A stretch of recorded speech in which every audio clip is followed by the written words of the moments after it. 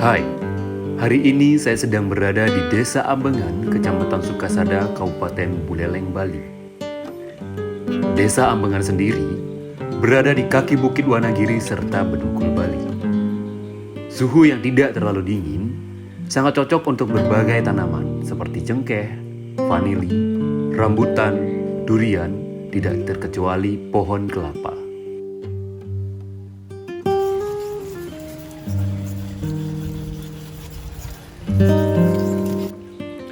Di kesempatan kali ini, saya mengikuti jejak Bapak Ketut Wira yang kesehariannya memanen tuak atau nira dari pohon kelapa.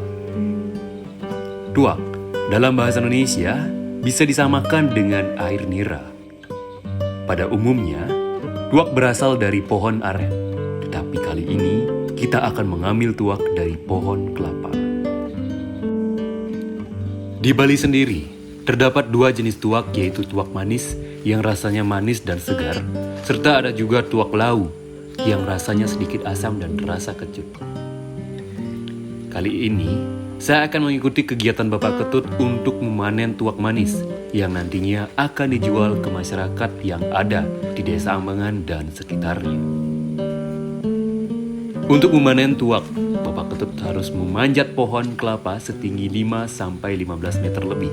Dengan peralatan berupa sabit serta wadah untuk menampung tuak atau nira dari pohon kelapa, Bapak Ketut dengan cekatan menaiki pohon yang tingginya 5 meter lebih.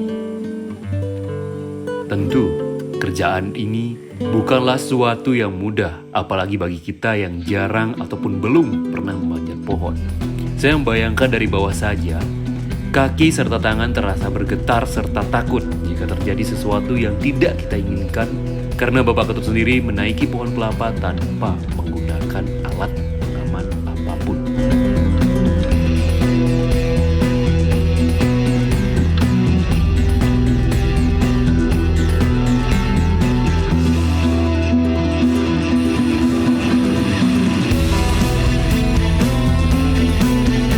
Dalam proses pengambilan tuak dari pohon kelapa, Bapak Ketut mula-mula mengambil wadah yang sudah berisi tuak.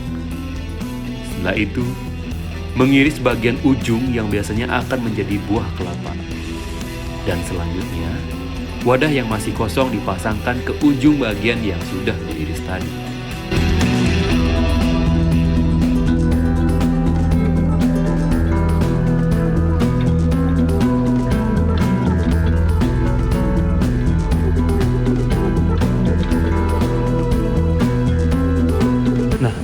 Jadi itu di atas Pak Ketut masih proses pengambilan tuak. Jadi kita lihat dari atas saja. Kira-kira tinggi pohonnya itu sekitar 5 meter lebih ya. Cukup tinggi memang. Dan butuh juga keahlian yang khusus buat bisa naik ke atas pohon tersebut. Jadi kayak kita yang masih nggak pernah naik ke pohon kelapa, itu nggak usah coba-coba deh, taruhannya nyawa.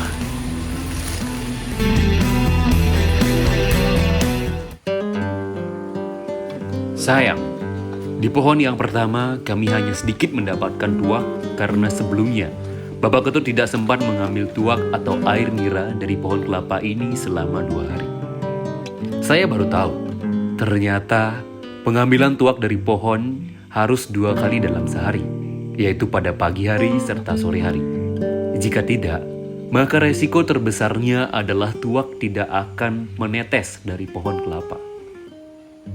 Bapak Ketut melanjutkan ke pohon berikutnya, dan saya sangat terheran karena pohon ini sangat tinggi dan sangat melebihi ekspektasi saya yang hanya 5 meter. Jadi Pak Ketut itu masih berada di atas, dia masih proses pengambilan tuak. Kira-kira tinggi pohonnya ini kurang lebih 5 meteran lah. Cukup tinggi dan juga cukup beresiko karena tanpa pengaman apapun. Ntar juga kita bakal nanya harganya berapa sih per botol, apakah kira-kira sesuai dengan resiko yang diberikan. Tapi cukup salut dengan perjuangan beliau.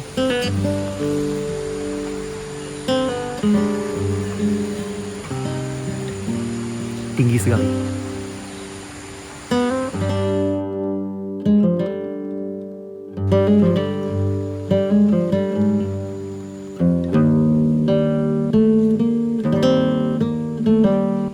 Akhirnya Bapak Ketut turun dari pohon kelapa yang amat tinggi. Tetapi sayang, hasil hari ini belum cukup memuaskan bagi Bapak Ketut. Selain terkendala faktor tadi, ada juga faktor yang kurang mendukung, yaitu cuaca. Dari 2 pohon yang diambil, Bapak Ketut hanya memperoleh 1 botol saja. Perlu juga kita ketahui bahwa 1 botol tuak manis Pak Ketut biasanya menjual ke masyarakat dengan harga 10.000 saja. Tentu, harga ini sangat murah dan tidak sebanding dengan rasa tuak manis yang segar dan enak, serta melegakan tenggorokan.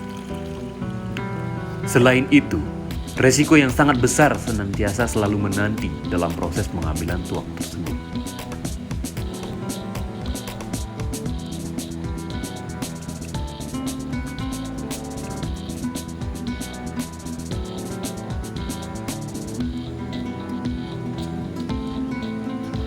Nah, botol berapa biasanya kayaknya? 10.000. 10.000. Setelah mengikuti berbagai proses pengambilan tuak, saya sangat tertarik untuk mencoba dan merasakan langsung bagaimana rasa dari tuak manis ini. Bapak Ketut menjelaskan jika tuak manis ini tidak ada yang membeli, maka tuak ini akan didiamkan selama beberapa hari dan akan berubah menjadi cuka tuak.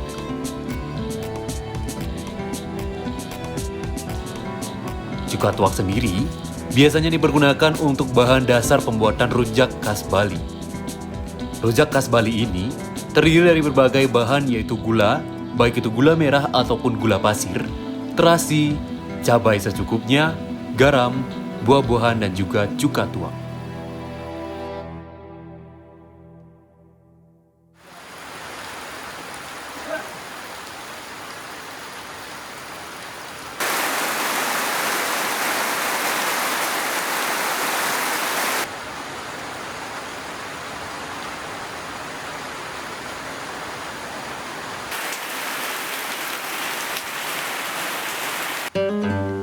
Di tengah hujan yang mulai turun lagi, saya bersama keluarga Bapak Ketut menikmati rujak yang sudah dibuat oleh istri Bapak Ketut sendiri.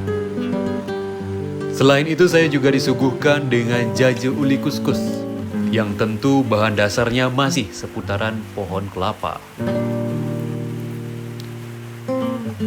Keterbukaan mereka terhadap saya tentu menjadi motivasi bagi saya untuk melanjutkan kegiatan saya saat ini. Kerja keras Bapak Ketut untuk keluarga dapat kita jadikan tauladan kepada diri kita untuk senantiasa menjaga keharmonisan dalam berumah tangga. Bagaimanapun juga, semua yang kita lakukan hari ini pada dasarnya akan menjadi dampak untuk kita sendiri. Selalu bersyukur dengan apa yang kita miliki saat ini, tentu akan dapat menjadikan kita lebih mawas diri. Kesederhanaan dalam berpikir dapat kita jadikan acuan untuk menjadi lebih baik.